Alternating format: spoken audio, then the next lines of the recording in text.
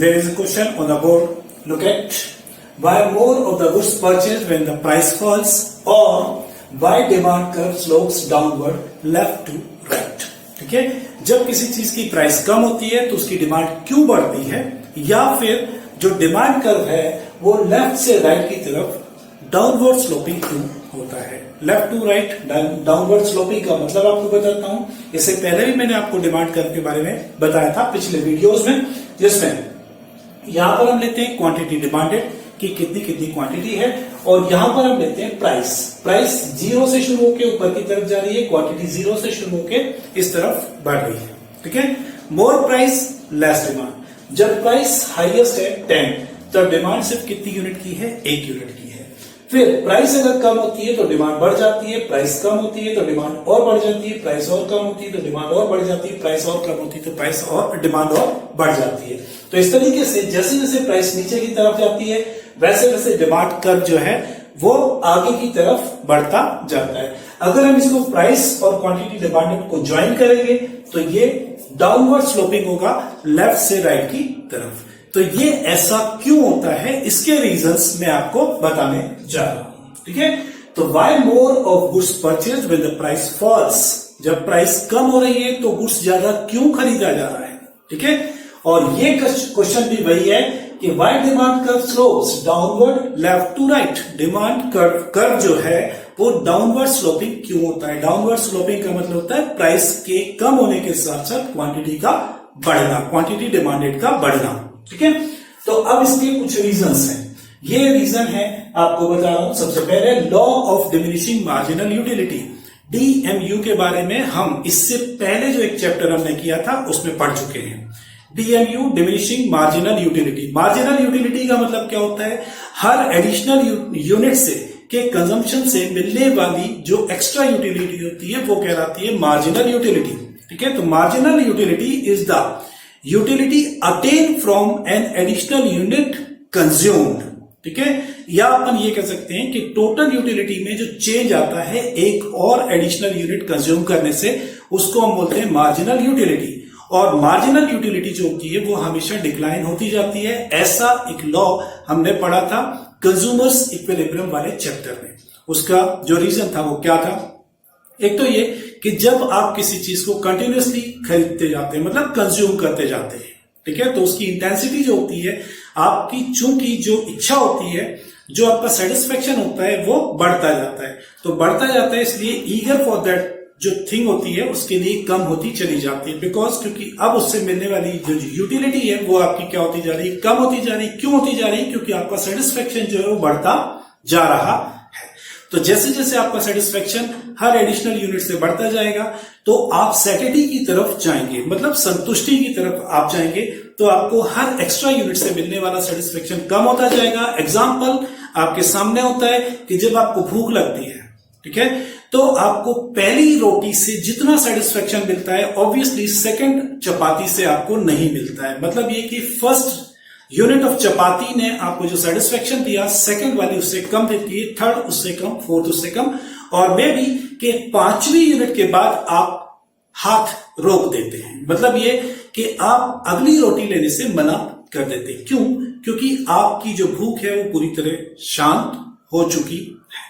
ठीक है, अब यहां जब बात आती है तो हम यहां पर बात कर रहे हैं कि एक जो यूनिट हम खरीद रहे हैं, अगर सेम प्राइस पर हम खरीदते जाएंगे, खरीदेंगे और खरीदेंगे और खरीदेंगे, तो हर एडिशनल यूनिट से मिलने वाला जो सेटिस्फेक्शन है वो क्या होता जाएगा, कम होता जाएगा. मतलब यूटिलिटी कम होती जाएगी, जबकि प्राइस आप उसके लिए उतनी ही पे कर रहे हैं. तो यहां पे मिलने वाली यूटिलिटी और पे की जाने वाली प्राइस दोनों के बीच में हम बैलेंसिंग करके देखते हैं कि जो हम पे कर रहे हैं क्या हमें उससे ज्यादा सेटिस्फेक्शन या उसके इक्विवेलेंट सेटिस्फेक्शन मिल रहा है या नहीं मिल रहा है. ठीक है, तो हमारा चूंकि सेटिस्फेक्शन हर एडिशनल यूनिट से कम होता जाएगा तो सिंपल सी चीज है कि सेम प्राइस पर हम उसकी एक्स्ट्रा यूनिट्स की डिमांड कम कर देंगे. ठीक है, अब अगर यूनिट की प्राइस कम कर दी जाएगी तो हमारी डिमांड क्या हो जाएगी, बढ़ जाएगी, क्योंकि हमारा सेटिस्फेक्शन उससे मिलने वाली यूटिलिटी जो सेटिस्फेक्शन होगा उसके लिए जो प्राइस हम पे करेंगे वो कंपैरेटिवली कम होगी. तो यहां पर डिमिनिशिंग मार्जिनल यूटिलिटी का जो लॉ एप्लीकेबल होता है, जिसके कारण आप मनी की यूटिलिटी मतलब जो परचेजिंग पावर है आपकी, उसकी जो यूटिलिटी है, या अपन ये कहें कि वॉट एवर वी पे प्राइस पे फॉर द कमोडिटी, और उससे मिलने वाला जो सेटिस्फेक्शन होता है, दोनों को कंपेयर करते हैं। और जब तक हमें मिलने वाला सेटिस्फेक्शन पे की जाने वाली प्राइस से ज्यादा होता है, तब तक हम उस यूनिट को सेम प्राइस पर खरीदते हैं, अदरवाइज हम उसको खरीदना बंद कर देते हैं। अब उसको खरीदना हम तभी शुरू करेंगे जब प्राइस कम हो जाएगी। मतलब ये कि मिलने वाला सेटिस्फेक्शन और पे की जाने वाली प्राइस दोनों इक्वल हो जाएंगे, तब हम इसको वापस से खरीदना शुरू करेंगे। तो कुल मिला के ये हुआ कि मार्जिनल यूटिलिटी कम होती जाती है, इसलिए हम सेम प्राइस पर गुड्स की डिमांड कम कर देते हैं। लेकिन अगर प्राइस कम होती जाएगी तो मिलने वाली यूटिलिटी और पे की जाने वाली प्राइस के बीच में फिर एक इम्बैलेंस पैदा होगा और हम ज्यादा कमोडिटी की डिमांड करेंगे। दूसरी जो चीज है वो होती है इनकम इफेक्ट। जब किसी चीज की प्राइस कम हो जाती है, सपोज करें आपकी जेब में 100 रुपीज है और आप बाजार में जाके एक पिज्जा खाते हैं जिसकी प्राइस होती है 100 रुपीज, राइट? तो आप पूरा 100 रुपया पे करते हैं और आपको पिज्जा एक मिल जाता है, राइट? अब सपोज करें कि पिज्जा की प्राइस गिरा के 50 रुपीज कर दी जाए, तो सिंपल सी चीज है कि अगर पिज्जा की प्राइस गिरा के 50 रुपीज कर दी जाएगी तो आपको एक पिज्जा 50 रुपए में मिल जाएगा और अब आपकी जेब में 50 रुपए भी बच जाएंगे। तो ये आपकी इनकम क्या हो गई? बढ़ गई, मतलब रियल इनकम आपकी बढ़ गई। चूंकि रियल आपकी इनकम बढ़ गई है तो आप जो बची हुई इनकम है, जिसको आप सेविंग फिलहाल बोल रहे हैं, तो उसको भी आप उस कमोडिटी के लिए खर्च करेंगे। तो सिंपल सी चीज है कि जहां पे पहले आप 100 रुपए में एक पिज्जा खरीद पा रहे थे, अब उसी 100 रुपए में आप 2 पिज्जा खरीद पाएंगे, तो आप 2 की डिमांड करेंगे, ठीक है? या फिर ये हो सकता है कि 2 के बजाय आप 1.5 की डिमांड करें और बाकी बचे हुए पैसे किसी और चीज के लिए भी खर्च कर दें। बट अल्टीमेटली जो इफेक्ट है वो ये है कि आपकी इनकम, जो रियल इनकम है, वो बढ़ जाएगी and that additional income you will again spend on the same commodity. आप उसकी ज्यादा क्वांटिटी खरीद पाएंगे, तो आप ज्यादा डिमांड करेंगे, ठीक है? उसके बाद आते हैं सब्स्टिट्यूशन इफेक्ट, ठीक है? प्राइस गिरने और बढ़ने का सब्स्टिट्यूशन इफेक्ट भी होता है। आपको बताया था मैंने कि there are related goods, 2 types of goods, एक होते हैं सब्स्टिट्यूट और दूसरे होते हैं कॉम्प्लीमेंट्री गुड्स।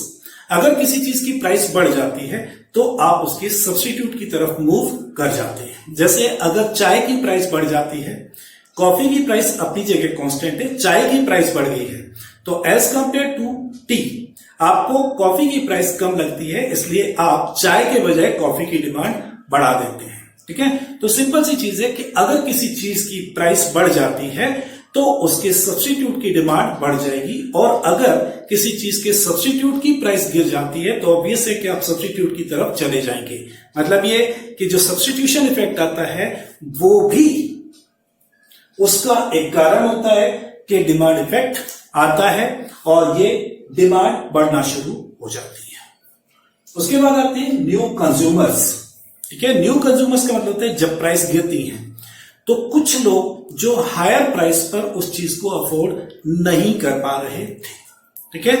नाउ अब चूंकि प्राइस गिर गई है तो वो भी उसको अफोर्ड कर सकते हैं। इस तरीके से नए कंज्यूमर्स उस कमोडिटी के साथ में जुड़ जाते हैं और डिमांड बढ़ना शुरू हो जाती है।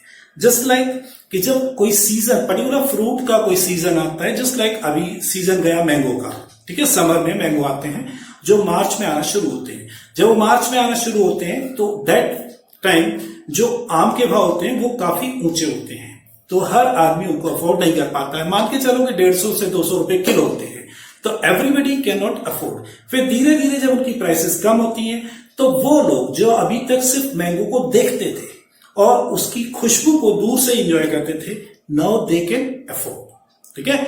अब वो लोग भी उसके साथ में जुड़ जाते हैं। तो पहले जो लोग 150 रुपए में खरीद रहे थे, सपोज करें वो 10 थे, अब जब प्राइस गिर के 50 पर आ गई है, ठीक है, तो जो लोग 150 रुपए में 1 किलो खरीदते थे, now they can buy 3 kgs।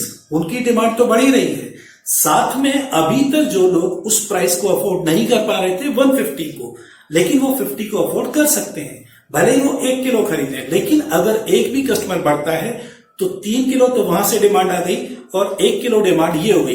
तो जहां 150 रुपए पर सिर्फ और सिर्फ 1 किलो की डिमांड होती थी, वहीं 50 रुपीज पर वो डिमांड बढ़ के कितनी हो गई? 4 kg की हो गई। बिकॉज ऑफ कुछ नए कंज्यूमर्स बढ़ गए और कुछ इनकम इफेक्ट के कारण जो एग्जिस्टिंग कस्टमर थे, ठीक है, जो एग्जिस्टिंग अफोर्ड करने वाले थे, उनकी तरफ से भी डिमांड बढ़ जाती है, क्योंकि उनकी जो रियल इनकम है वो बढ़ गई है बिकॉज ऑफ, क्योंकि जितना पहला वो पैसा खर्च कर रहे थे उसी पैसे में वो उससे ज्यादा क्वांटिटी परचेज कर पा रहे हैं। तो इस तरीके से नए कंज्यूमर बढ़ते हैं और साथ में पुराने कंज्यूमर्स की डिमांड भी बढ़ जाती है। ड्यू टू दैट टोटलिटी में इनकम बढ़ जाती है, मतलब प्राइस कम होती है, सॉरी इनकम नहीं, जब प्राइस कम होती है तो डिमांड बढ़ जाती है। ठीक है, उसके बाद आते हैं डिफरेंट यूजेस। बहुत सारी कमोडिटीज ऐसी होती हैं जिनको आप अलग अलग काम के लिए यूज कर सकते हैं, जैसे जस्ट लाइक दूध। ठीक है, दूध के आप बहुत सारी यूटिलाइजेशन कर सकते हैं। जैसे दूध को आप पीने के लिए तो यूज करते ही हैं, चाय बनाने के लिए या कॉफी बनाने के लिए यूज करते हैं। उसके बाद आप उसकी खीर बनाते हैं, उसका दही बनाते हैं, उसका पनीर बनाते हैं, उसका मक्खन बनाते हैं, उसका घी यूज बनाया जाता है, उससे मिठाइयां बनती हैं। ठीक है, अगर दूध का वो भाव बहुत ज्यादा होता है, बहुत ज्यादा होता है, ठीक है, सपोज करें कि 200 रुपए लीटर का दूध का भाव हो जाए, तो इन जनरल जो आदमी है वो दूध का यूज करेगा काय के लिए, सिर्फ और सिर्फ चाय बनाने के लिए। ठीक है, लेकिन दूध का भाव जो 100 रुपए था, अगर वो गिर के 10 रुपए हो जाए, ठीक है, तो जो लोग चाय बनाते थे वो चाय के अलावा दूध को पीना शुरू करेंगे, दूध का दही भी बनाएंगे, दूध का मक्खन भी बनाएंगे, दूध का घी भी बनाएंगे, दूध से मिठाई भी बनाएंगे, दूध से खीर भी बनाएंगे। मतलब उसके मल्टीपल यूज जो हैं वो सभी शुरू हो जाएंगे, तो ऑटोमेटिकली डिमांड क्या हो जाएगी, बढ़ जाएगी। But this will happen due to change in price. Price अगर कम होगी तो ही ये पॉसिबल होगा, और अगर प्राइस वापस से बढ़ जाएगी तो जितने भी अल्टरनेटिव यूज थे, ठीक है, वो सारे के सारे क्या हो जाएंगे, बंद हो जाएंगे और डिमांड ऑटोमेटिकली कम हो जाएगी। Electricity is one more example. Electricity को आप यूज करते हैं नॉर्मली लाइट के लिए, मशीन्स, फैंस, एसी को चलाने के लिए, इंडस्ट्रीज में आप यूज करते हैं, वहां पर भी मशीन्स को चलाने के लिए और रोशनी के लिए, ठीक है, लाइट के लिए। बट इसके जो अल्टरनेटिव यूज है वो ये भी हो सकता है, घर में आप गैस की जगह हीटर का यूज कर सकते हैं। ठीक है, गीजर में आप गैस गीजर के बजाय इलेक्ट्रिक गीजर का यूज कर सकते हैं। तो अगर इलेक्ट्रिसिटी सस्ती हो जाती है तो फर्क क्या पड़ेगा कि आप गैस का यूज कम कर देंगे, मतलब गैस को यूज करना बंद कर देंगे, आप हीटर पर ही सारा काम करना शुरू कर देंगे। ठीक है, घर में लाइट पंखे ऑन है, नोबडी केयर्स, चल रहा है चलने दो, कोई नहीं है तो भी चल रहा है चलने दो, बिकॉज ऑफ, क्योंकि इलेक्ट्रिसिटी बहुत सस्ती हो गई है, आपको पैसे की कीमत वहां पे समझ में नहीं आती है, डिमांड बढ़ जाती है। लेकिन जैसे ही यूनिट के रेट अगर बढ़ा के 10 गुना कर दिए जाए, ठीक है, तो बहुत जरूरत होने पर, मतलब शाम को भी जब अंधेरा हो जाएगा तब आप लाइट को ऑन करेंगे, दिन में तो कभी लाइट को ऑन करेंगे ही नहीं। पंखे भी जब कोई बंदा बैठा होगा तो ही बंद, कमरे के बाहर निकलने के पहले स्विच ऑफ किया जाएगा, उसके बाद आप कमरे से बाहर निकलेंगे। मतलब ये कि वहां पर आप उस चीज की केयर करते हैं, और जब चीज सस्ती हो जाती है तो थोड़े से केयरलेस भी हो जाते हैं। उसके अल्टरनेटिव यूज शुरू किए जा सकते हैं, आप उसको अलग अलग कामों के लिए यूज कर सकते हैं, बिकॉज इट इज चीपर।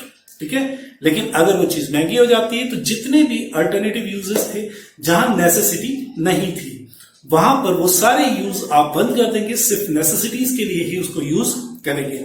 इस तरीके से हम कह सकते हैं कि ये जो चीजें हैं ये अफेक्ट करती हैं इस वाली चीज को कि why demand increases when the price falls और why the demand curve slopes downward. ठीक है, ये चीजें थी जो इस क्वेश्चन का जवाब है। तो यू हैव टू रिमेंबर कि ये चीजें आपको याद रखनी है, एग्जामिनेशन पॉइंट ऑफ व्यू से बहुत ही इंपॉर्टेंट चैप्टर है। ये किसी भी क्लास में आप जाएंगे जहां पर आपके सिलेबस में चैप्टर होगा, ये सारी चीजें बहुत ही इंपॉर्टेंट है। ओके, नाउ अब मैं आपको बता रहा हूं exceptions to the law of demand.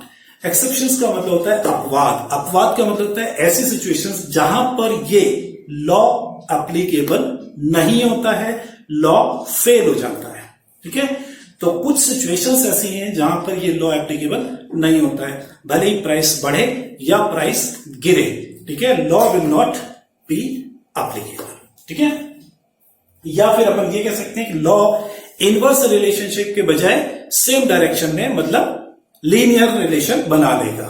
ठीक है, यहां पर जो आपको एक्सेप्शंस बता रहा हूं, सबसे पहला एक्सेप्शन है गिवन गुड्स। गिवन गुड्स का मतलब होता है the goods of poor quality, जिसको नॉर्मली पुअर सोसाइटी जो है, गरीब लोग हैं, वो उसको यूज कर पाते हैं। क्यों? क्योंकि वो उसी को अफोर्ड कर सकते हैं, उनकी इनकम इतनी ही है।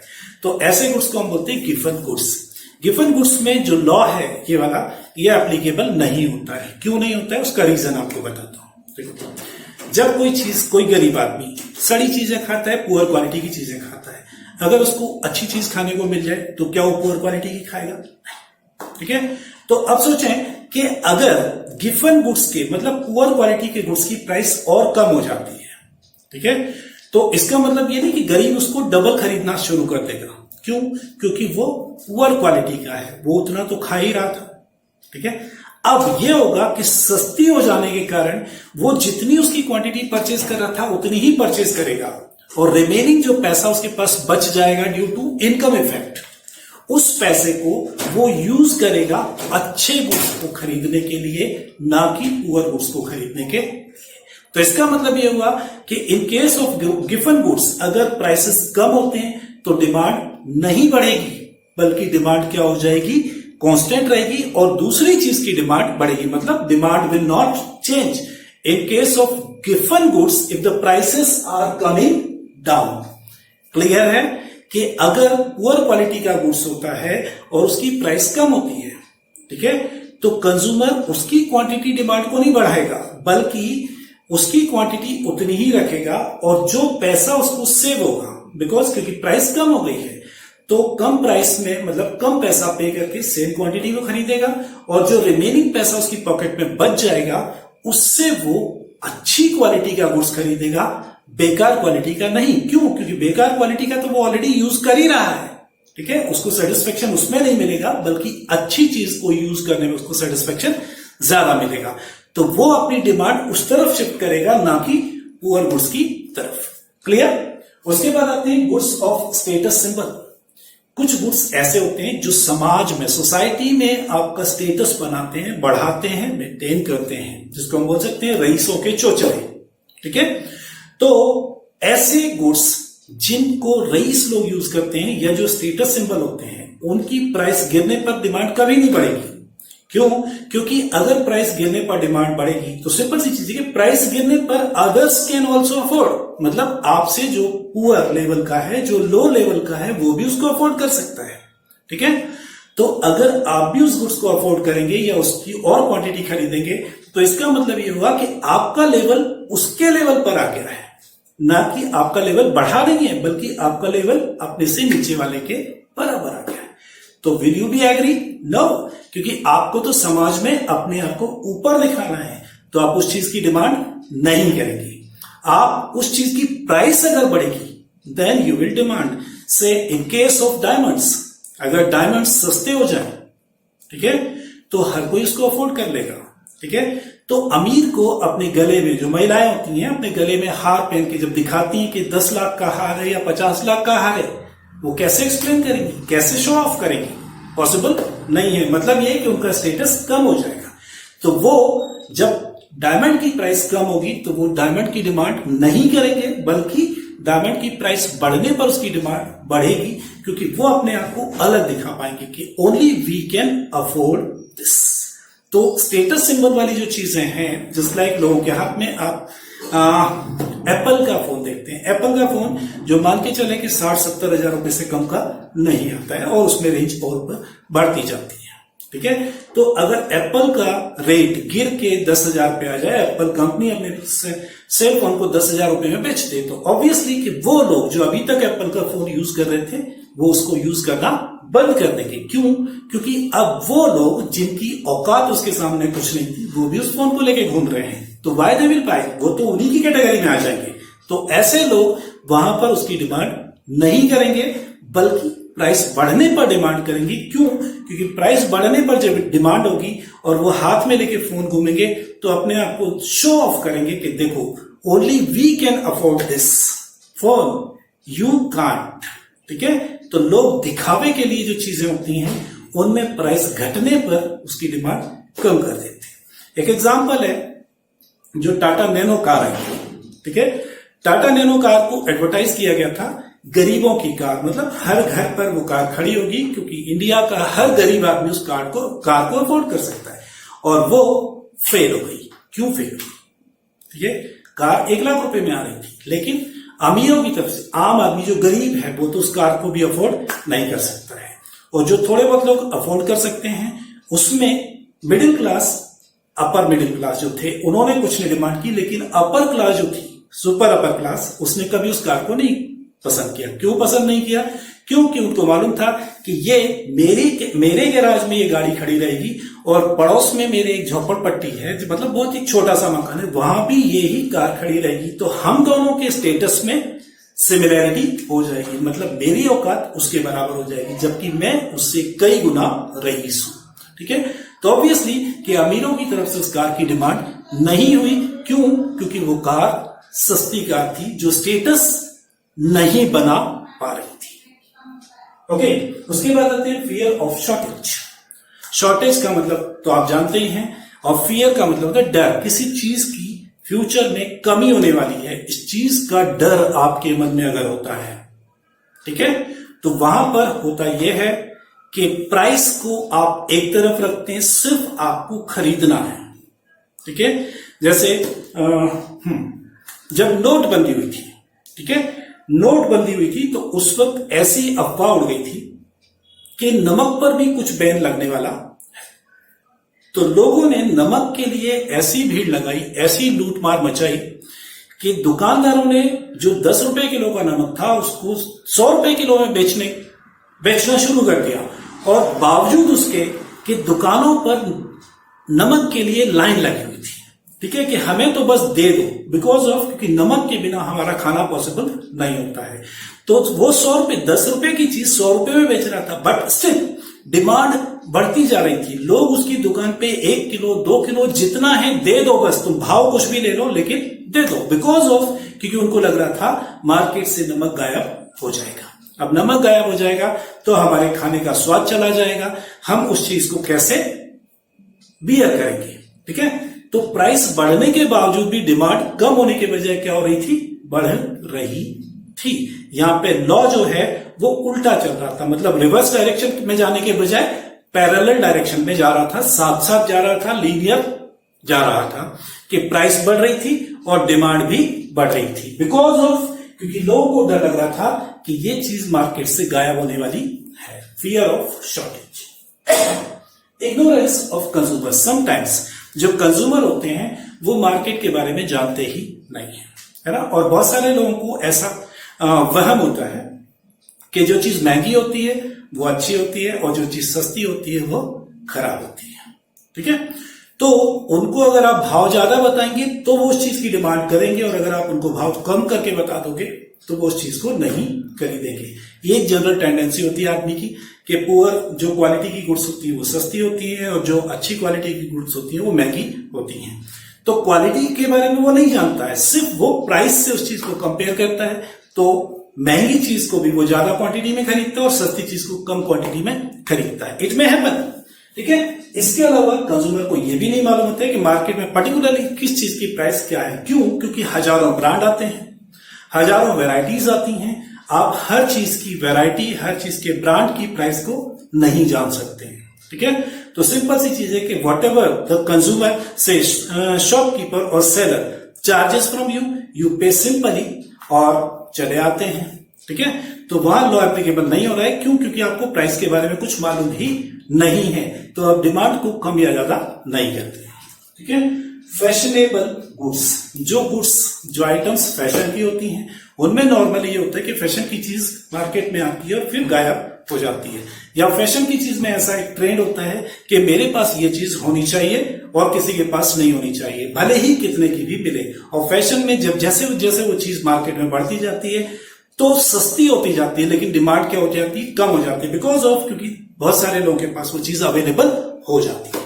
राइट, तो इसलिए फैशनेबल गुड्स में जब पहली बार मार्केट में आती है प्राइस बहुत ज्यादा होती है, लेकिन फिर भी डिमांड होती है, और जैसे जैसे उसकी सप्लाई मार्केट में बढ़ती जाती है प्राइस कम होती जाती है, लेकिन डिमांड भी साथ में क्या होती है? कम हो जाती है। उसके बाद आते हैं नेसेसिटीज ऑफ लाइफ। जो चीजें आपकी जिंदगी के लिए जरूरी होती हैं, जस्ट लाइक मेडिसिन है, खाना है, ठीक है, इनकी प्राइस घटे या बढ़े लेकिन इनकी डिमांड पर कोई खास फर्क नहीं पड़ सकता है। जस्ट लाइक जैसे कोरोना है, यहां पर आदमी अपनी जिंदगी के लिए मतलब पैसा आदमी कमाता है काय के लिए? जिंदा रहने के लिए, खर्च करने के लिए, एंजॉय करने के लिए। अब अगर जिंदगी ही नहीं रहेगी तो पैसे का क्या करेगा? तो मेडिसिन जैसी चीज है कि अगर डॉक्टर ने बोला है कि आपको इंजेक्शन लगवाना पड़ेगा क्योंकि आपको एक पर्टिकुलर बीमारी हो गई है, अब आप उससे कितना भी चार्ज लें लेकिन वो उसको जरूर खरीदेगा, बिकॉज ऑफ क्योंकि उसके बिना वो जिंदा नहीं रहेगा। ठीक है, तो इन case of necessities price is not material for you. ठीक है, प्राइस बढ़ेगी तो भी आप उस चीज को कंज्यूम करेंगे और प्राइस गिरेगी तो भी आप उतना ही कंज्यूम करेंगे, जस्ट लाइक सॉल्ट।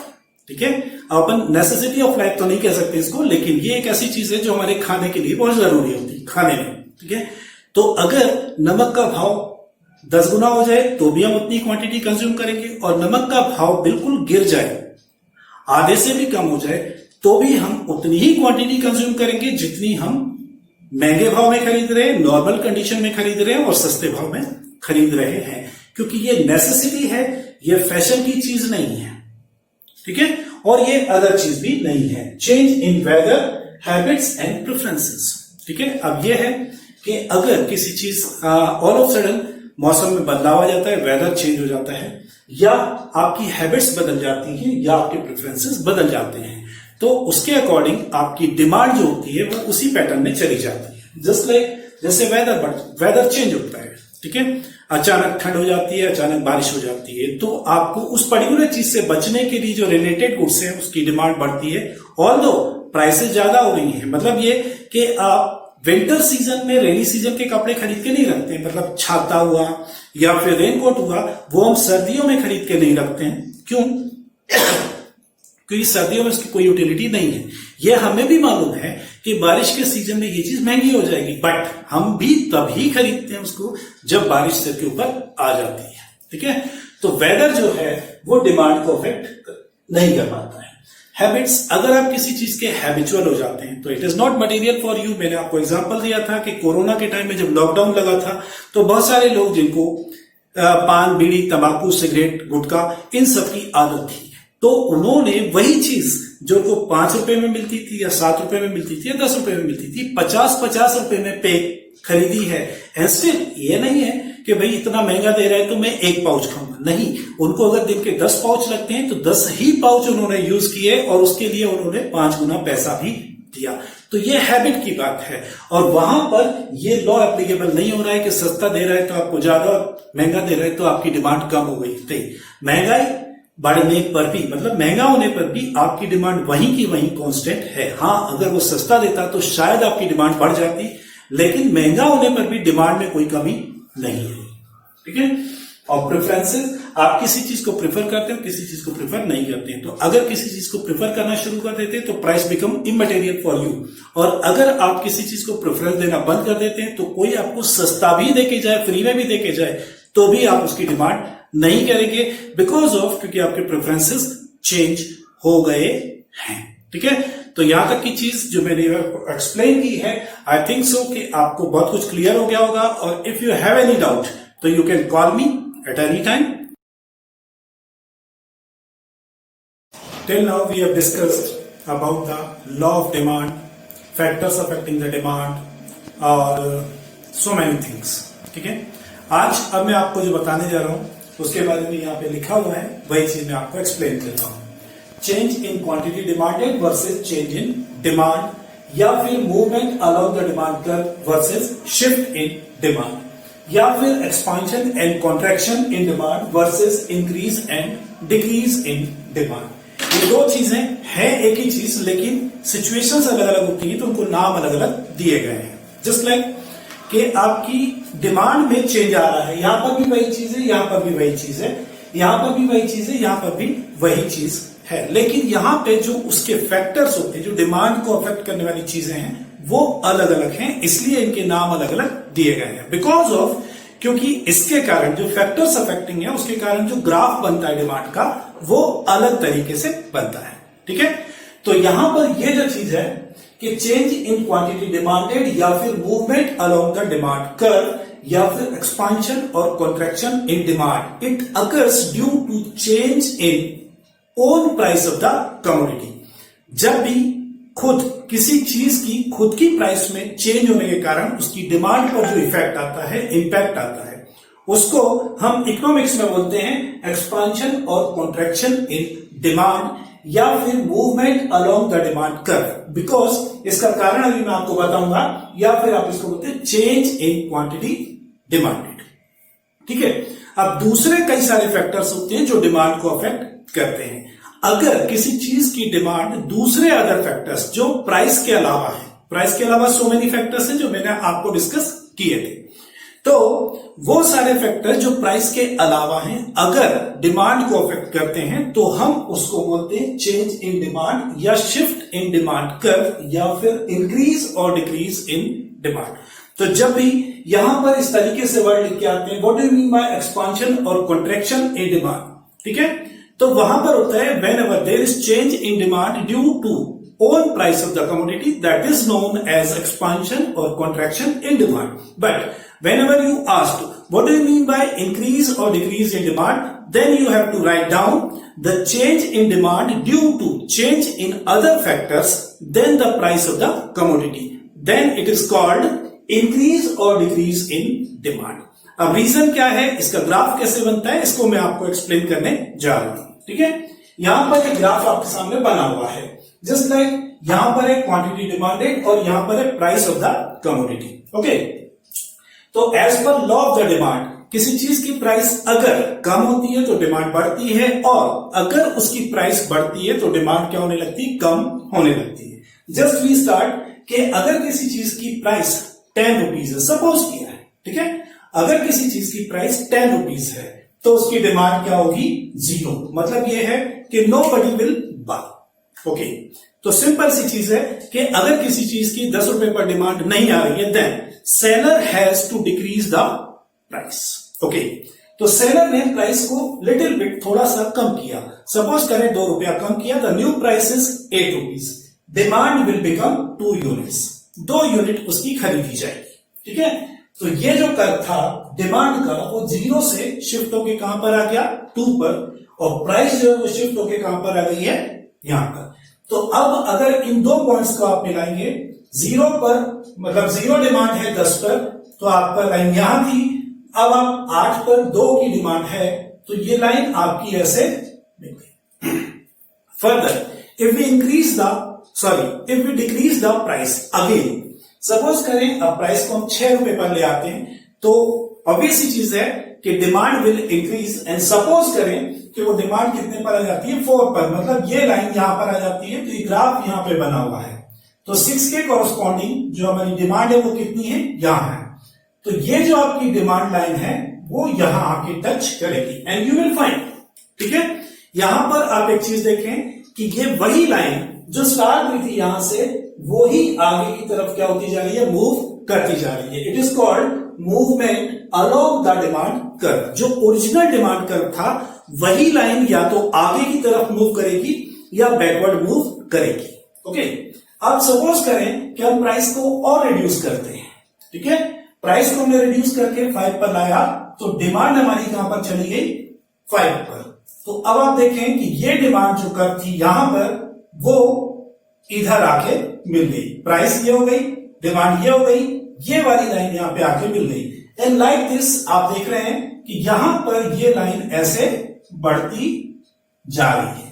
ठीक है, तो it is called movement along the demand curve. जो आपका डिमांड कर्व है वही कर्व, ओरिजिनल कर्व ही मूव कर रहा है आइदर आगे की तरफ या फिर पीछे की तरफ। अब इसको उल्टा देखें अगर अपन, कि अगर प्राइस हमारी 3 रुपया रहती है तो डिमांड हमारी 8 रुपए रहती है, ठीक है, सेलर जो है वो प्राइस को लिटिल बिट बढ़ा देता है, प्राइस को अगर वो बढ़ाता है तो डिमांड श्रिंक होके कहां पर आ जाती है, 6 पर आ जाती है। अब ये वाला जो डिमांड कर्व था ये ऊपर की तरफ मूव करने लगा, ठीक है, डिमांड ऐसे आई तो ये लाइन ऐसे यहां पे जाके टच करेगी, फिर अगर प्राइस को और बढ़ाया जाता है तो ये लाइन और जाके और पीछे आ जाएगी, यहां पर आ जाएगी। इस तरीके से ये जो लाइन थी अभी आगे की तरफ मूव कर रही थी, अब ये पीछे की तरफ मूव करना शुरू कर देगी। इट मींस जब ये इस तरफ मूव कर रही है, this shows contraction in demand, मतलब डिमांड क्या होती जा रही है, कम होती जा रही है। जैसे जैसे ये ऊपर की तरफ जा रहा है, मतलब प्राइस यूं जा रही है, और क्वांटिटी ऐसे जा रही है, मतलब क्वांटिटी कम होती जा रही है। प्राइस बढ़ती जा रही है, क्वांटिटी कम होती जा रही है। प्राइस गिरती जा रही है, क्वांटिटी बढ़ती जा रही है। जब ये कर्व नीचे की तरफ जाता है, मूव होता है, तो इसका मतलब होता है expansion in demand because of, क्योंकि प्राइस कम होती जा रही है और डिमांड एक्सपांड होती जा रही है, तो ये कर्व नीचे की तरफ आ रहा है। ठीक है, तो ये जो मूवमेंट है ये एक्सपांशन है और ये जो मूवमेंट है ये कॉन्ट्रैक्शन है। ठीक है, कॉन्ट्रैक्शन क्यों हो रहा है? Due to increase in price. ठीक है, तो प्राइस बढ़ती जाएगी, डिमांड कम होती जाएगी और ये कर्व ऐसे सिकुड़ता जाएगा, मतलब इस तरफ जाएगा। और अगर प्राइस कम होती जाएगी तो ये कर्व ऐसे जाएगा, ऐसे जाने का मतलब होता है डिमांड बढ़ती जा रही है। तो इसलिए हम इसको बोलते हैं movement along the demand curve. जब ओरिजिनल डिमांड कर्व ही एक ही लाइन, एक सिंगल लाइन ही नीचे की तरफ मूव कर रही है या फिर ऊपर की तरफ मूव कर रही है।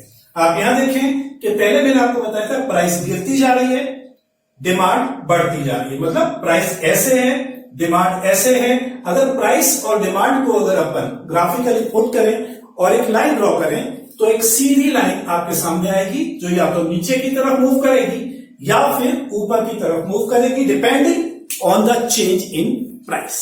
ठीक है, तो due to change in price अगर किसी चीज की डिमांड कम होती है या ज्यादा होती है तो हम उसको बोलते हैं एक्सपांशन और कॉन्ट्रैक्शन इन डिमांड, या फिर आप उसको बोलते हैं movement along the demand curve, या फिर change in quantity demanded. Okay, अब सिंपल सी चीज है कि जो भी मूवमेंट हो रहा है दैट मे बी फेवरेबल और अनफेवरेबल। फेवरेबल का मतलब होता है simply from the sellers point of view कि डिमांड बढ़ रही है, और अनफेवरेबल का मतलब होता है डिमांड कम हो रही है। डिमांड कब कम होती है? जब प्राइस बढ़ती है, और डिमांड कब बढ़ती है? जब प्राइस कम होती है। ठीक है, तो प्राइस कम होना एक फेवरेबल मूवमेंट है और प्राइस का बढ़ना एक unfavourable movement in the demand curve होगा। नाउ अब मैं आपको ये वाली चीज समझा रहा हूं, यहां पर occurs due to change in factors other than price. जब भी किसी चीज की डिमांड प्राइस के अलावा कोई और फैक्टर के कारण चेंज हो रही है तो वो कहलाता है आपका change in demand, shift in demand curve, increase और डिक्रीज इन डिमांड। अब यहां पे आप देखेंगे कि ये ग्राफ मैंने यहां पे बनाया हुआ है।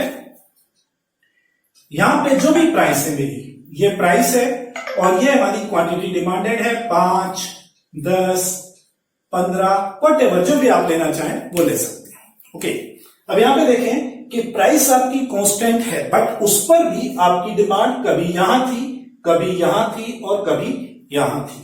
तो अगर मान लें हम कि ये हमारा ओरिजिनल डिमांड कर्व था, ठीक है, अब due to other factors price में चेंज नहीं आया, मतलब प्राइस पे भी यही है, लेकिन डिमांड अगर आपकी यहां आ जाती है तो ये वाला जो कर्व था ये उठ के कहां आ गया? यहां पे आ गया। तो it is called shift in demand curve. यहां पर यही लाइन नीचे की तरफ या ऊपर की तरफ मूव नहीं कर रही है बिकॉज ऑफ, क्योंकि यहां पे प्राइस में चेंज नहीं आया है। तो यहां पे ऐसा कोई कॉम्बिनेशन नहीं है, ठीक है, मतलब प्राइस के साथ नया कॉम्बिनेशन नहीं बन रहा है, बल्कि सेम प्राइस के साथ नया क्वांटिटी का जो कॉम्बिनेशन बन रहा है वो कहलाएगा आपका शिफ्ट इन डिमांड कर्व। अब इसके बहुत सारे रीजंस हो सकते हैं। एक सिंपल सा रीजन आपको बताता हूं, change in income of the consumer. ठीक है, जैसे आप कंज्यूमर हैं, आप बाजार में जाते हैं, चीज खरीदते हैं, राइट। अगर आपकी इनकम बढ़ जाती है तो सेम प्राइस पर आप ज्यादा क्वांटिटी खरीदते हैं, और अगर आपकी इनकम कम हो जाती है तो आप सेम प्राइस पर कम क्वांटिटी खरीदते हैं। It happens. अगर आपकी इनकम डबल हो जाती है तो बहुत सारी चीजों में आपका जो कंजम्पशन होता है, प्राइस फिर भी वही है लेकिन फिर भी आपका कंजम्पशन कितना है? डबल हो जाता है या उससे कुछ परसेंट ज्यादा हो जाता है। ठीक है, तो प्राइस कांस्टेंट है लेकिन क्वांटिटी यहां से उठ के यहां हो गई, यहां से उठ के यहां हो गई, या यहां से उठ के यहां चली गई, या यहां से उठ के यहां चली गई। तो ये जो है ओरिजिनल जो डिमांड लाइन थी वो अपने प्लेस को छोड़ के दूसरे प्लेस पर क्या हो रही है? शिफ्ट हो रही है। इसलिए हम इसको बोलते हैं shift in demand curve. Okay, तो इसी को इंक्रीज या डिक्रीज के नाम से एक्सपांशन और कॉन्ट्रैक्शन। अगर इंग्लिश का हिंदी में मीनिंग निकालें या इंग्लिश का इसका मीनिंग निकालें तो कॉन्ट्रैक्शन, एक्सपांशन, इंक्रीज और डिक्रीज मीनिंग एक है, लेकिन इकोनॉमिक्स में दोनों को अलग अलग तरीके से समझाया गया है कि इसका मतलब हो रहा है shift in demand curve due to change in other factors than the price of commodity. Okay, और यहां पर जब अपन बोलते हैं तो यहां पर भी क्वांटिटी चेंज हो रही है, डिमांड चेंज हो रही है, बट यहां पर जो चेंज होने का कारण है that is the price of the commodity itself, उसकी खुद की प्राइस या तो बढ़ रही है या कम हो रही है। तो इसके कारण यहां पर प्राइस से रिलेशन बन रहा है, और जब प्राइस से रिलेशन बनता है तो वही डिमांड कर्व या तो नीचे की तरफ मूव होता है या ऊपर की तरफ मूव होता है। ठीक है, तो ये दोनों में डिफरेंस है। बेसिक चीज वही है कि अल्टीमेटली डिमांड इज इंक्रीजिंग या एनहेंस हो रही है, बढ़ रही है या कम हो रही है, बट रीजंस अलग अलग हैं, इसलिए ग्राफ अलग अलग तरीके से पुट होगा। ये ग्राफ ऐसा होगा और यहां पर आपके इस तरीके से, ओके, जब ये इस तरफ मूव हो रही है तो इट इज कॉल्ड इंक्रीज, और जब इस तरफ मूव हो रहा है इसका मतलब डिक्रीज, क्योंकि यहां पे आप देखें कि अगर आपका ओरिजिनल माना था आपने 10 unit, at the same price आपकी क्वांटिटी डिमांडेड थी 10 यूनिट्स, ड्यू टू कि आपकी इनकम कम हो गई, जस्ट लाइक कोरोना में बहुत सारे लोगों की जॉब चली गई। ठीक है, तो आप क्या कर रहे हैं कि सेम प्राइस पर जो कंफर्ट की चीजें थी उनकी डिमांड कम कर देंगे, तो प्राइस वही की वही है, लेकिन फिर भी आपकी डिमांड कहां आ गई है, यहां आ गई है, तो सेम प्राइस पर ये इस लाइन पर आ गया। ओके, तो ओरिजिनल डिमांड कर्व ने अपने प्लेस को चेंज किया, और अगर मान लो इनकम आपकी बढ़ जाती है due to any reason happens, ऐसा भी हुआ है कि बहुत सारे लोगों की इनकम बढ़ भी गई है, ठीक है, तो यहां से आपकी डिमांड 10 यूनिट के बजाय कितने पर हो जाएगी, 15 पर, still the price is same, तो इसलिए ये प्राइस पर क्वांटिटी अब यहां आ जाएगी। जब क्वांटिटी यहां आ जाएगी तो इसका मतलब ओरिजिनल जो कर्व था उसने अपने प्लेस को यहां पर शिफ्ट कर लिया, तो it is called shift in demand curve. Okay, तो यहां पर ये वाली जो चीज है ये इंक्रीज हो रहा है, अगर ओरिजिनल से लेफ्ट की तरफ अगर शिफ्ट होता है लेफ्टवर्ड तो ये होता है डिक्रीज इन डिमांड, और अगर ये होता है इधर तो ये इंक्रीज इन डिमांड कहलाएगा। ठीक है, ये जो होता है फेवरेबल चेंज इन फैक्टर्स, और ये होता है अनफेवरेबल चेंज इन फैक्टर्स। एक सिंपल सा मैंने आपको एग्जांपल दिया कि अगर आपकी इनकम बढ़ जाती है तो ये फेवरेबल है for the demand point of view, तो डिमांड क्या हो जाएगी, बढ़ जाएगी। अगर अनफेवरेबल फैक्टर्स इनकम कम हो जाती है तो दैट इज अनफेवरेबल, तो डिमांड क्या हो जाएगी, कम हो जाएगी। क्लियर, तो ये चीज थी आपकी। अब मैं आपको इसी में दूसरी चीज समझाने जा रहा हूं, वो है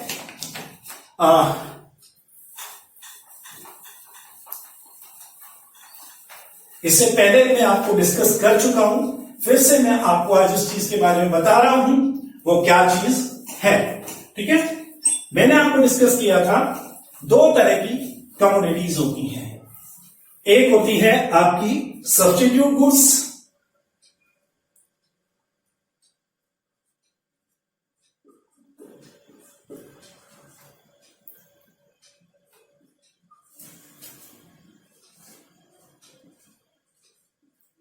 और दूसरे होते हैं complementary goods.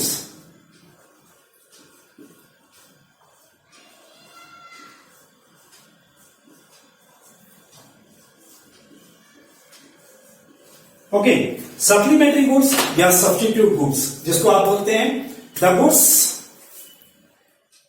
Goods which can B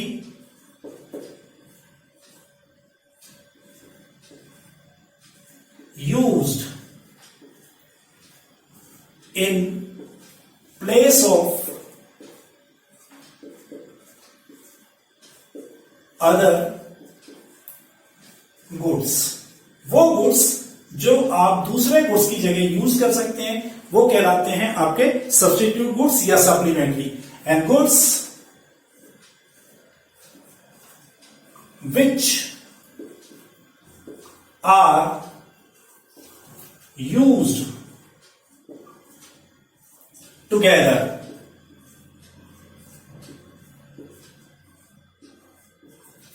ठीक है, जो गुड्स साथ साथ यूज किए जाते हैं उनको हम बोलते हैं कॉम्प्लीमेंट्री गुड्स, और जो गुड्स एक दूसरे का अल्टरनेट बनते हैं, मतलब इसकी जगह इसको या फिर इसकी जगह इसको यूज कर सकते हैं, वो कहलाते हैं आप आपके substitute goods, goods which can be used in place of other goods, just like tea and coffee, फिर कोक एंड पेप्सी। यहां पर होता है tea and sugar, pen and ink. ये कुछ एग्जाम्पल दिए हैं, ठीक है। तो वो गुड्स जो आप किसी दूसरे गुड्स के बदले में यूज कर सकते हैं वो कहलाते हैं आपके सब्स्टिट्यूट गुड्स या सप्लीमेंट्री गुड्स। सप्लीमेंट भी हम इसको बोलते हैं, तो इसलिए इसी का नाम रखा गया सप्लीमेंट्री गुड्स। सप्लीमेंट्री का मतलब जो दूसरे को रिप्लेस कर सकता है, ठीक है।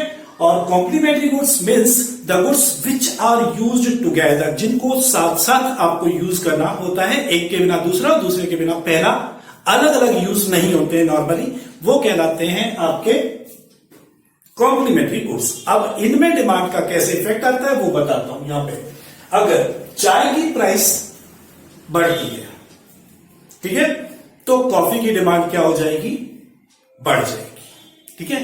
चाय की प्राइस बढ़ेगी तो कॉफी की डिमांड बढ़ेगी। मीन्स यहां पर जो चेंज आएगा वो इस तरीके से रहेगा, यहां पर डायरेक्ट रिलेशनशिप, डायरेक्ट रिलेशन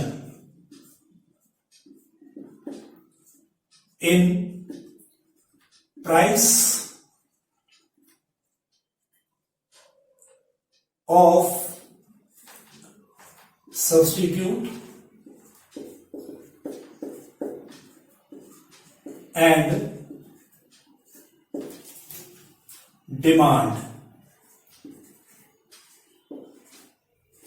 यहां पर रहेगा inverse relation,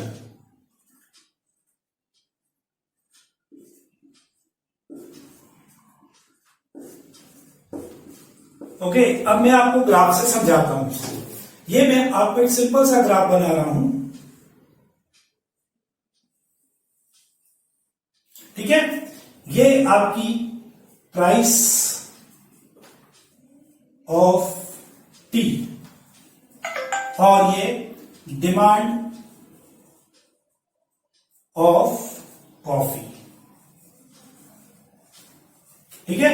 at certain price, जो इसकी टी की प्राइस है, कुछ भी हो सकती है, उस पर टी की डिमांड जो है, सॉरी, प्राइस ऑफ टी यहां पर है, कॉफी की डिमांड जो है वो यहां पर है। सपोज करें कि ये 10 रुपए प्राइस है टी की, तो डिमांड है 2 कप की, ठीक है। 10 रुपए प्राइस टी की है, उस वक्त डिमांड कॉफी की कितनी है। अब अगर टी की प्राइस बढ़ जाती है तो कॉफी की डिमांड क्या हो जाएगी, बढ़ जाएगी। इस तरीके से ये जाएगा और आपका जो ग्राफ है वो ऐसे बनेगा। जब आप क्वांटिटी को मैच करेंगे तो ये इस तरीके से जाएगा। हाउ, ये समझा आपको। देखो, जब चाय की प्राइस कम थी, ठीक है, तो लोग कॉफी कम पीते थे। क्यों? क्योंकि चाय सस्ती थी, राइट।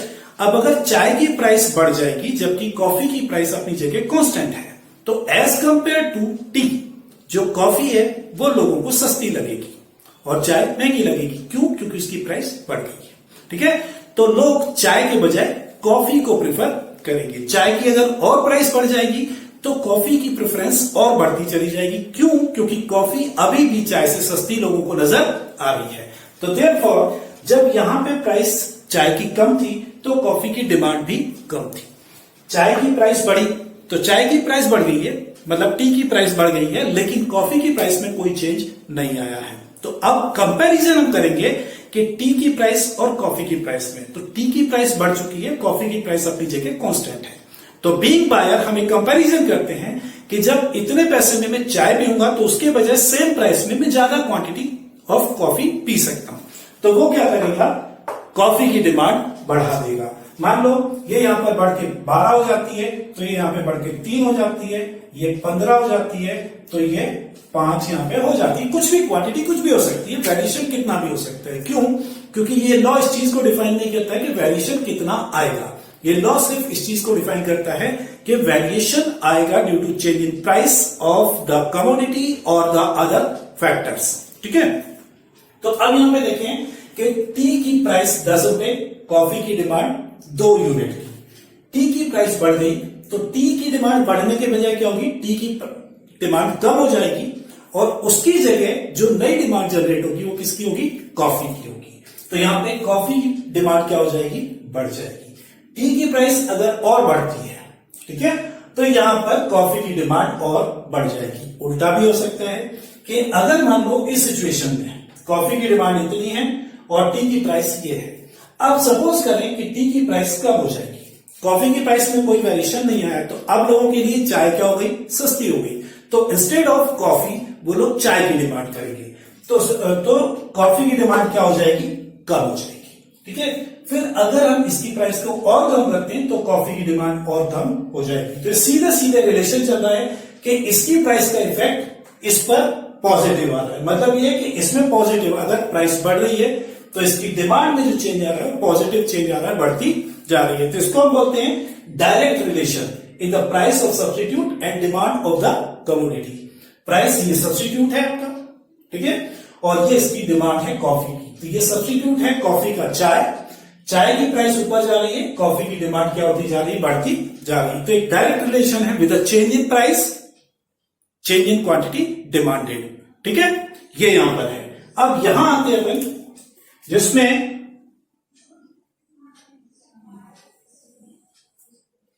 अगर हम बात करें कि इस तरीके से demand of T,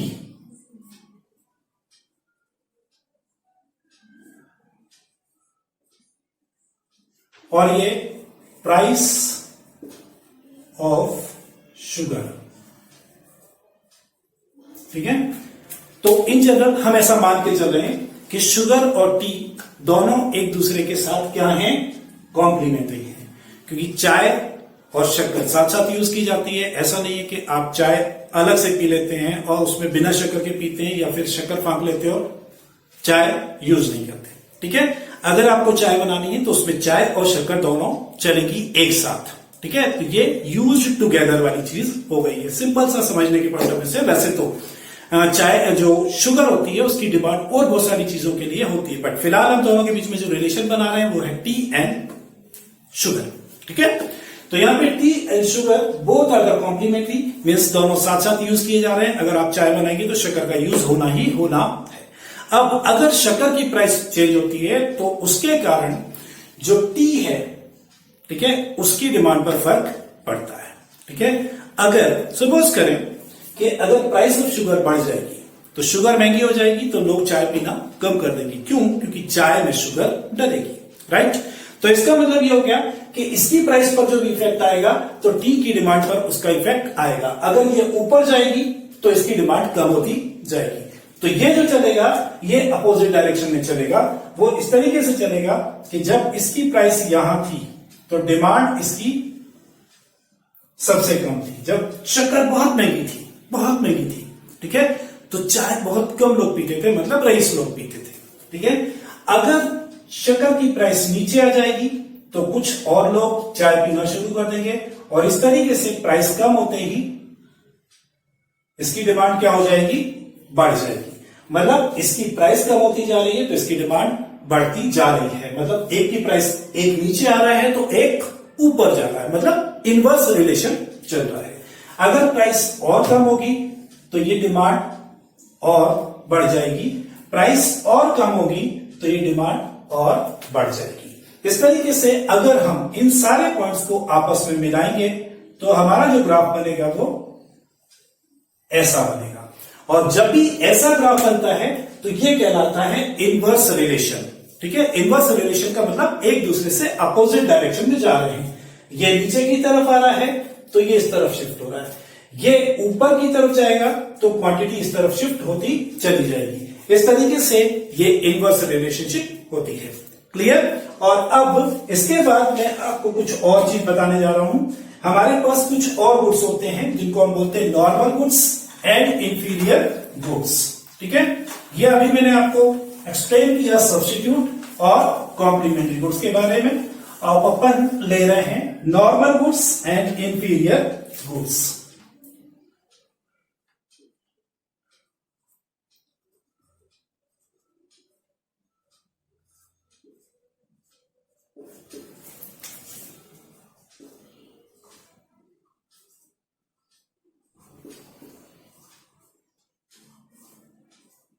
inferior goods को इफ यू रिमेंबर मैंने आपको समझाया था कि इसको हम एक और नाम से जानते हैं, that is Giffen goods.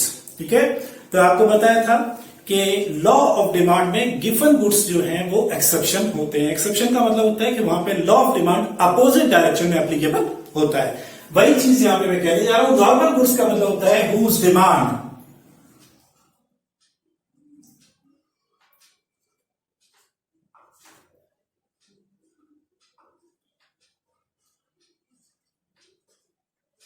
increases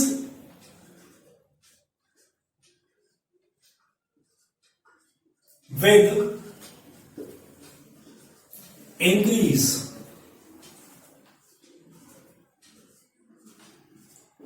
in income and vice versa।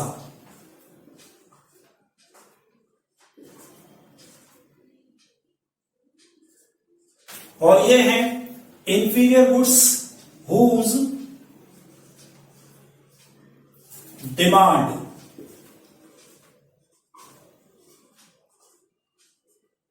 Decreases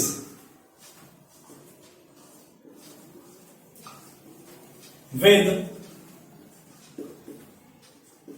increase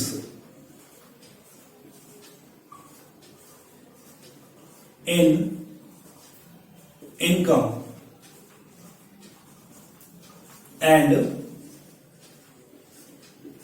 vice versa। ओके, यहां अब मैं एक्सप्लेन कर रहा हूं। नॉर्मल गुड्स वो गुड्स होते हैं जिनकी डिमांड इनकम के साथ साथ बढ़ती है, मतलब इनकम बढ़ने के साथ बढ़ती है और इनकम कम होने के साथ कम होती जाती है। जबकि इंफीरियर गुड्स जो होते हैं वो गुड्स होते हैं जिनकी डिमांड इनकम बढ़ने के साथ कम होती है और इनकम कम होने के साथ बढ़ती है, मतलब अपोजिट डायरेक्शन में। तो ये आपके लॉ ऑफ डिमांड से अपोजिट चलता है, जबकि ये आपके लॉ ऑफ डिमांड के अकॉर्डिंग जाता है। ठीक है, तो यहां पर अपन अदर फैक्टर की बात कर रहे हैं कि यहां पर अपन इनकम की बात कर रहे हैं। Income is the factor that affects the demand. तो यहां पर अपन इनकम के पॉइंट ऑफ व्यू से इनको क्लासिफाई कर रहे हैं। नॉर्मल गुड्स वो गुड्स होते हैं जिनकी डिमांड इनकम बढ़ने के साथ साथ, मतलब इनकम के डायरेक्शन में चलती है। इनकम अगर बढ़ेगी तो डिमांड बढ़ेगी, इनकम अगर कम होगी तो डिमांड कम हो जाएगी। जबकि यहां पर होता है उल्टा। यहां पर अगर आपकी इनकम बढ़ती है तो इंफीरियर गुड्स की डिमांड कम होती है, और अगर इनकम कम होती है तो इंफीरियर गुड्स की डिमांड बढ़ती है। उसका जो कारण होता है वो सिंपल सा नजर आता है आपको। ठीक है, नॉर्मल गुड्स का मतलब होता है जो आप रूटीन लाइफ में खाते हैं, जिनसे आप सेटिस्फाई होते हैं। और चूंकि आपकी इनकम बढ़ती है तो वो अच्छी क्वालिटी के गुड्स होते हैं, इसलिए आप उनकी डिमांड क्या करते हैं, बढ़ा देते हैं। बिकॉज क्योंकि आपकी इनकम ज्यादा हो गई है, your paying capacity is more, your purchasing power is more, so you can purchase more quantity of the same goods, इसलिए आप उसकी डिमांड ज्यादा करते हैं। यहां पर बनाते हैं तो यहां पर इंफीरियर गुड्स हैं। इंफीरियर गुड्स कोई भी आदमी अगर यूज करता है तो मजबूरी में यूज करता है, क्योंकि वो अच्छे गुड्स को अफोर्ड नहीं कर सकता है। अब सिंपल सी चीज है कि अगर इंफीरियर गुड्स की प्राइस कम होगी, ठीक है, या अपन ये कहें कि आपकी इनकम अगर बढ़ रही है, तो आप उस बढ़ी हुई इनकम से इंफीरियर गुड्स को कभी भी और ज्यादा नहीं खरीदेंगे, बल्कि उसके बदले में आप अच्छे गुड्स की डिमांड करेंगे बजाय खराब गुड्स की। ये ह्यूमन टेंडेंसी है कि आपके पास जब पैसा नहीं होता है तो आप साइकिल पर चलते हैं, लेकिन जब आपके पास पैसा आ जाता है तो आप साइकिल को एक तरफ रख देते हैं, उसकी जगह आप स्कूटर का यूज करते हैं। उसके बाद भी अगर आपकी इनकम बढ़ती है तो फिर आप कार का यूज करते हैं। कोई आदमी ऐसा नहीं कहता है कि आपकी इनकम अगर बढ़ रही है तो आपने एक के बजाय 2 साइकिल खरीद ली, और इनकम बढ़ी तो 2 के बजाय 3 कर ली। Nobody will do. क्यों? क्योंकि एज कंपेयर टू अदर, यहां पे स्कूटर, साइकिल और कार की अगर अपन बात करें तो इसमें साइकिल सबसे इंफीरियर है, स्कूटर उससे बेटर है, कार उससे बेटर है। तो आपकी इनकम अगर बढ़ेगी, it means you can afford now scooters, तो आप स्कूटर को अफोर्ड करेंगे, एक और साइकिल को अफोर्ड नहीं करेंगे या नहीं खरीदेंगे। तो सिंपल सी चीज है कि आपकी इनकम बढ़ने के साथ साथ यहां पर जो इंफीरियर गुड्स होते हैं उनकी डिमांड कम होती है, और इनकम कम अगर होती है तो you are bound to purchase. तो आपको, जैसे आप स्कूटर पहले यूज कर रहे थे, अब मान लो आपकी इनकम कम हो जाती है and you are unable to fulfill the fuel demand of the vehicle, तो आप क्या करेंगे, वहां से साइकिल की तरफ आ जाएंगे। मतलब in that condition inferior goods की डिमांड बढ़ेगी। इस तरीके से आज का हमारा डिस्कशन खत्म होता है। अब मैं आपको अगले लेक्चर में बताऊंगा, जो कि है यहां पर थ्योरी ऑफ डिमांड से रिलेटेड, जिसमें हम बोल सकते हैं इलास्टिसिटी ऑफ डिमांड, जिसके बारे में हम डिस्कस करेंगे। दैट्स